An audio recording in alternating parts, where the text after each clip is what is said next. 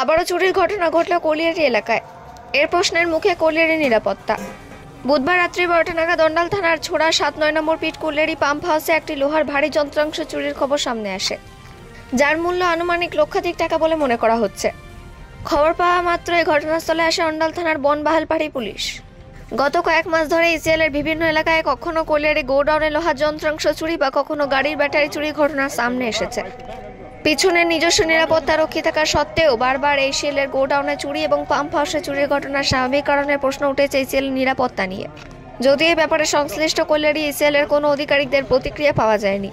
Police ঘটনা তদন্ত শুরু করেছে। অন্ডাল থেকে জিৎ মিশ্রা, রিপোর্ট নিউজে।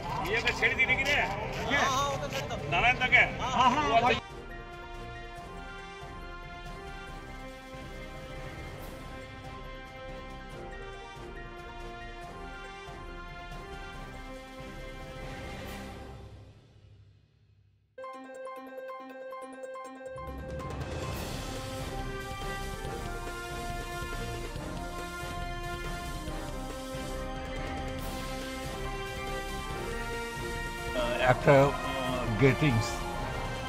কত লক্ষ টাকা দাম হবে এখানে? সেই জ্ঞান তো আমার নেই। আপনি এখানকার কে? এখানে পাম্প খেলাচ্ছে। এই কখন চুরি হয়েছে? এই ঘন্টাখানেক আগে। আপনার নাম? আমার নাম নারায়ণ চন্দ্র ঘোষ।